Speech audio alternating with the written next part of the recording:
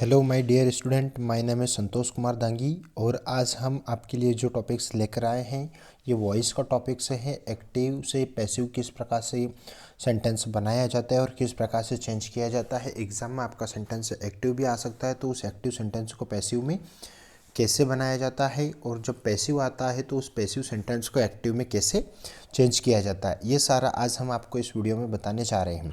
तो देखो, सबसे पहले तो आप लोगों को इस बात का ध्यान रखना होगा कि डेफिनेटली जब तक आप टेंस के बारे में नॉलेज नहीं रखते हैं, है ना, तब तक you can't change the voice sentence. ठीक है, यानी कि आपको सबसे पहले टेंस को अच्छे से कंप्लीट करना होगा ताकि आप सेंटेंस को पहचान सकें। और आपने सेंटेंस यदि पहचान लिया, बिल्कुल परफेक्ट सेंटेंस आप पहचान लिया, तो उसके बाद ही आप एक्टिव से पैसिव सीख सकते हैं और बना सकते हैं, है ना। लेकिन यदि आपका अभी भी टेंस पढ़ना या टेंस के बारे में सेंटेंस से कन्फर्म करना यदि डिफ़िकल्ट यदि लग रहा है और यदि उसको आज आप नहीं समझ पा रहे हैं, तो शायद आप पैसिव वॉइस बनाने में भी आपको दिक्कत आ सकती है। ठीक है, तो सबसे पहले तो हम यहाँ पर मैंने जो चार्ट आप लोगों के लिए तैयार किया है, ये चार्ट हम देखेंगे यहाँ पर कि ये जो चार्ट है ये आप लोगों के लिए यहाँ पर एक्टिव से पैसिव कब बनाते हैं और कैसे बनाते हैं, ये सारा हम आप आज इस वीडियो में आपको बताने जा रहे हैं। ठीक है, तो यहाँ पर मैंने तीनों सिंपल जो हमारे जो टेंस हैं, तीनों सिंपल उसका मैंने यहाँ पर एग्जांपल लिया है, यानी कि प्रेजेंट का सिंपल लिया है, पास्ट का सिंपल लिया है और फ्यूचर का सिंपल लिया है। ठीक है, तो यहाँ पर तीनों सिंपल टेंस के सेंटेंस हमने लिए हैं। और सबसे पहले हमने यहाँ पर ये भी लिख दिया है कि यहाँ आपको इस प्रकार से एक्टिव बनता है और इस प्रकार से पैसिव बनता है। अब कैसे बनता है ये समझना है हमको। देखो, सबसे पहले तो मैंने यहाँ पर सेंटेंस लिया है, शी डिलीवर्स द लेटर्स। ठीक है, अब यहाँ पर जो सेंटेंस लिया है ये सेंटेंस प्रेजेंट इंडेफिनिट का है। अब आपको समझना ये होगा कि यदि आपको यहाँ पर सेंटेंस में आई वी यू दे के साथ में व्यू वन का यूज करना होगा, और यदि यहाँ सेंटेंस में आपका ही शी इट और यदि नेम आ रहा है तो उसके साथ में आपको व्यू वन के साथ में एस ई एस या आई ई एस जोड़ना होगा। ठीक है, तो यहाँ आपका जो सेंटेंस है ये सेंटेंस में हम यहाँ पर क्या जोड़ा है, हमने एस जोड़ा है, यानी कि डिलीवर्स किया है उसको।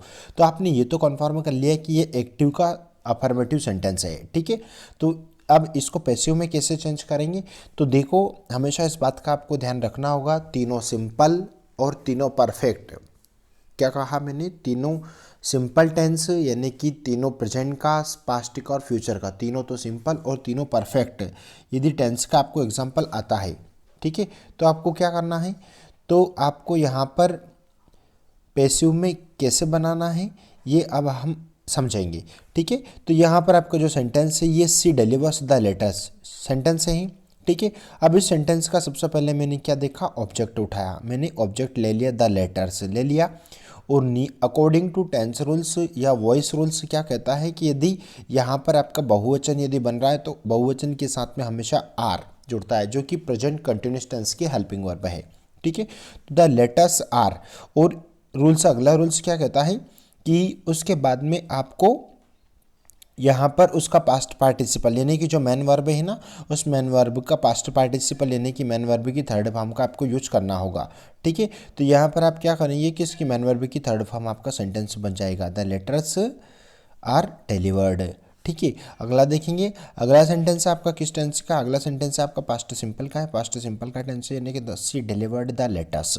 तो इसको पैसिव में कैसे बनाएंगे, इसको पैसिव में बनाएंगे तो यहाँ पर द लेटर्स वेर डिलीवर्ड है, हमने पैसिव बनाया है। कैसे बनाया है, जो ऑब्जेक्ट था द लेटर्स उसको सब्जेक्ट के स्थान पर रखा है। अकॉर्डिंग टू वॉइस रूल्स हमने द लेटर्स आया है इसलिए हमने वेयर का यूज़ किया।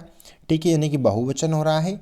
और डिलीवर्ड यानी कि उसका पास्ट पार्टिसिपल यानी कि थर्ड फॉर्म। आइए देखते हैं फ्यूचर सिंपल। फ्यूचर सिंपल का सेंटेंस हमने लिया, she will deliver the letters.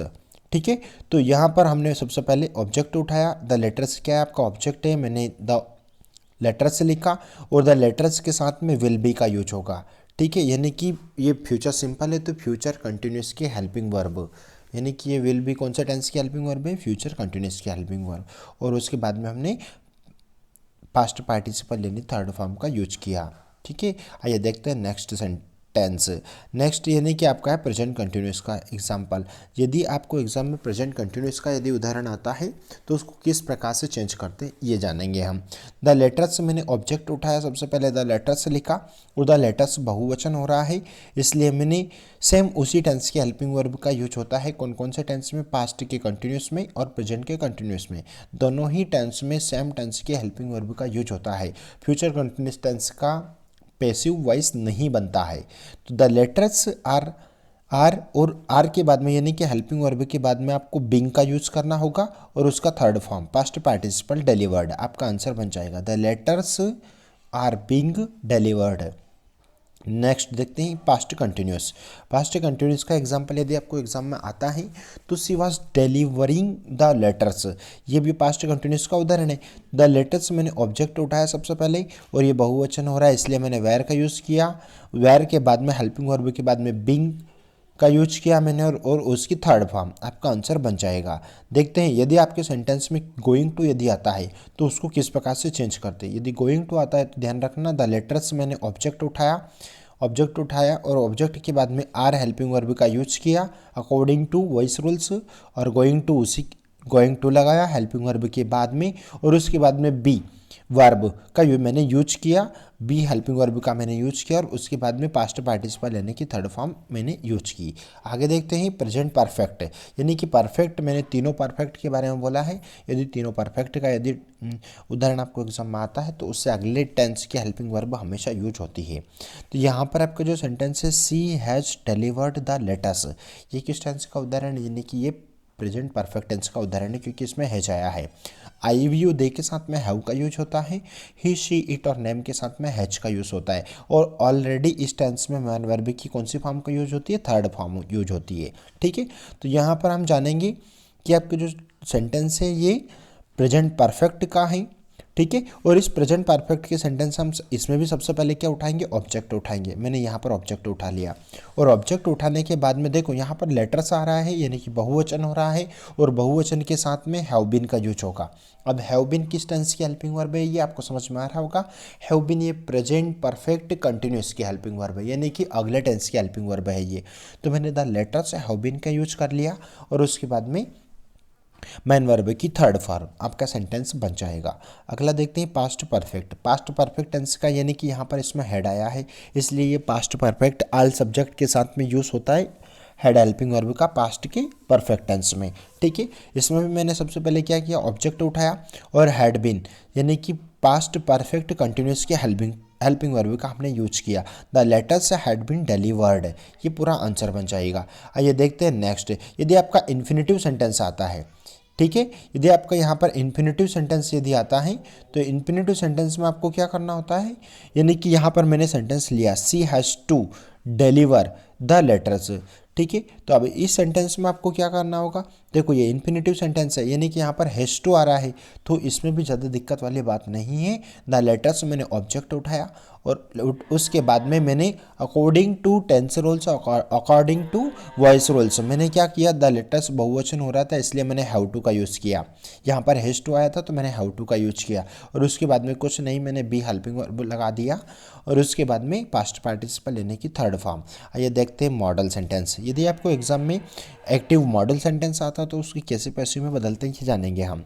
She must deliver the letters, तो यहाँ पर आंसर बनाएंगे आप। द लेटर्स आ रहा है, द लेटर्स बहुवचन हो रहा है तो मस्ट के बाद में मैंने बी का यूज किया, मस्ट बी, और उसका थर्ड फॉर्म यानी कि डिलीवर्ड है। आपका आंसर बन जाएगा। यदि आपको हमारा वीडियो अच्छा लगा तो please my kindly request my dear student, please आप चैनल को सब्सक्राइब कीजिए और दोस्तों मित्रों में ये वाले टेबल शेयर कीजिए ताकि वो भी एक्टिव और पैसिव की जो उनकी दिक्कत है वो सॉल्व कर सकें। हो सकता है आई होप मैं इससे नेक्स्ट टाइम हो सकता है आपके लिए बहुत अच्छा वीडियो लेकर आऊँगा। Thank you for watching this video. Thank you so much. All आपका टेक केयर भाई।